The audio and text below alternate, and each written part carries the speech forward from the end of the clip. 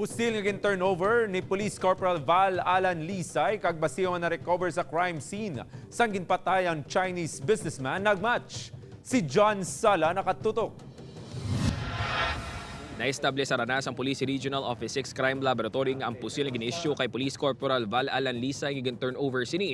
Ang pusil nga gingamit man sa pagpatay sa Chinese national sa Isnard Street City proper sang Nobyembre 12. Suno kay Colonel Enrique Ancheta, Chief sang Crime Lab 6. Gin-check sa Integrated Ballistics Identification System ang fired cartridge o kung basiyo sang 9mm nga na-recover sa crime scene. Nag-match siya. Positive siya sa cross-matching at talagang yung barrel na sinabit sa amin at yung empty shell o basyo na na-recover sa crime scene, iisa lang. Nakita sa IBIS nga ang serial number sang pusil sa diin naghalin ang na-recover nga basiyo ang ginapanag-iyahan ni Lisay. Dugang padiligin cross matchman ang na-recover nga basiyo sa krimen kag ang basiyo halin sa pusil ni Lisay gin-test fire sa Crime Lab 6.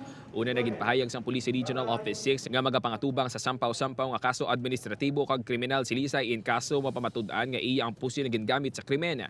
Apang suno sa Iloilo City Police Station 1 hindi na madalahig pa sa kaso kriminal ang pulis. Una sa puso ang natako. Atwa, hindi man siya nagtiro. Madumduman ginako ni Lisay nga ginprenda sining iya service firearm. He will be subjected to investigation man gyapon, no?